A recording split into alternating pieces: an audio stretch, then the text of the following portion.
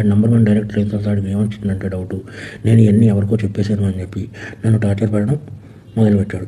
నా 30 సంవత్సరాల జీవితాన్ని ఆడి కోసం సాక్రిఫైస్ చేసినందుకు నన్ను టార్చర్ పెట్టడం మొదలుపెట్టాడు. ఎందుకు అంటే ఒకసారి ఆడికి నాకు చిన్న ఆర్గ్యుమెంట్ జరిగితే మన స్టూడెంట్ సినిమాకి ఎంత ఇస్తాను అని ఒక మాట అన్నందుకు నాకు నరకం అంటే ఏంటో చూపించాడు.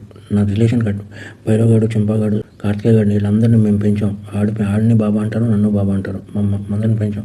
వీళ్ళందరూ దూరం అయిపోయారు. నా ఫ్యామిలీ మొత్తం దూరం అయిపోయింది. ఎందుకంటే ఈ నెంబర్ 1 డైరెక్టర్ అయ్యేటప్పుడు శాసింగ్ చేస్తున్నాడు ప్రపంచాన్ని. శాసింగ్ చేసి నన్ను చంపేయాలన్నంత టార్చర్ పెట్టాడు.